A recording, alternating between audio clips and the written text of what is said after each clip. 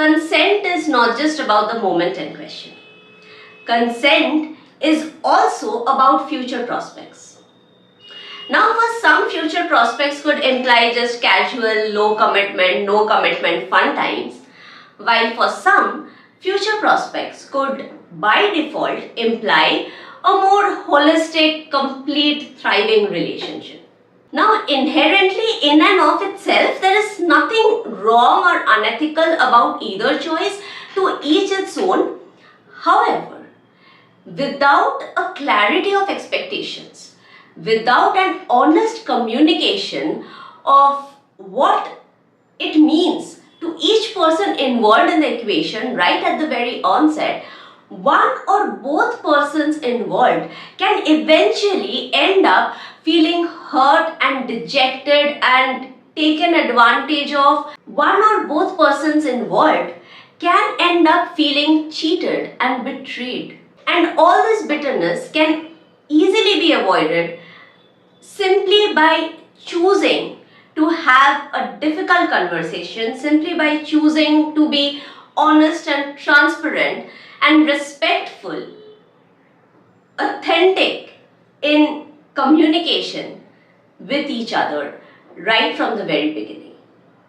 Now, is it possible to have honest conversations right from the very beginning? It kind of takes time. Authentic conversations don't look the same in every phase of the relationship, but it is possible to maintain this honesty. It is possible to communicate your expectations and aspirations, and it is also possible to actually listen to the other person's expectations and aspirations. Now again, does every such movement need a legal recourse? I will say no.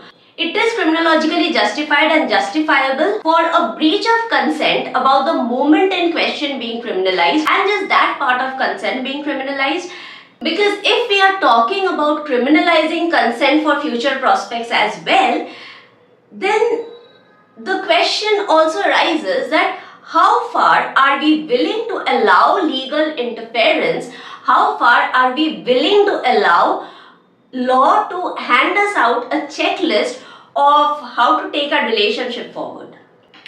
You see, legal recourse should really be the last possible resort in re-establishing trust in humanity. And when we are talking about the layers of consent within an intimate relationship, one, it is extremely difficult to decide evidentiary value, to decide admissibility and relevancy of the checklist of evidence that essentially has to be included to support a criminal offense.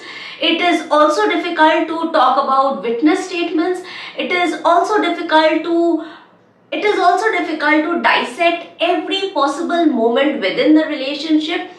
And if we want to create a community that is always under such vicarious threat of criminal charges and criminal abuse, we are eventually taking away the safety, the compassion, the companionship, the trust, the commitment that is inherently built into the structure, the system of intimate relationships, and that would not be a very healthy community to live in. So, do we need a legal recourse for situations, for incidences where there is a breach of consent, where there is a disrespect and disregard for consent about the moment in question? Absolutely yes, because that is a very bare minimum level of humanity to maintain for civil coexistence. However, if we are talking about justice in terms of feeling cheated on and betrayed when it comes to consent for future prospects, unpopular opinion alert, and I say this with utmost caution and compassion, regretful consensual sex is not rape. It can be extremely heartbreaking, it can be traumatic, it can even give rise to depressive episodes for some people, lead to anxiety attacks. I am aware of the worst possible psychological impacts of such a situation. However, we need to understand that when we are talking about a criminal offense, we have to keep in mind that we are talking about what kind of a community, what what quality of social atmosphere are we willing to live in? And for a healthy progressive society where everyone, irrespective of gender, is allowed to make conscious decisions for what they are willing to allow or not allow in their own personal intimate lives, it is important that not everything is brought under the ambit of the law, and not every aspect, every nuance of intimate relationship is put on trial for judgment of criminality or criminal tendency.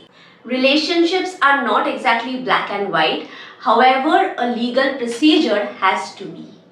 And the irony is, for crime to be reduced in the society, we need a community that is allowed enough freedom and power to live the life that they want to live, not under fear of moral policing, not under fear of set social standards for every minutest aspect of their life. I don't even know if minutest is a word. And most importantly, to build a safe community, we need loving, thriving relationships built on trust. And vicarious fear, which is fear based on news and possibilities and other situations and what we hear from neighbors and what we read in the newspapers.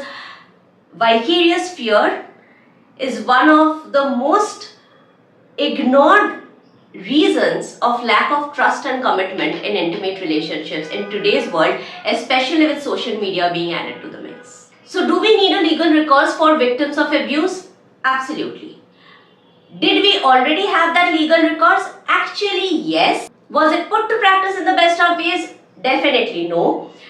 Do we need add-on sections, add-on criminal offences, criminalizing even possible consensual moments within intimate relationships just because the relationship did not transpire as imagined by one or both persons involved? I'm not sure that is the mark of a healthy, inclusive, fair and just human community.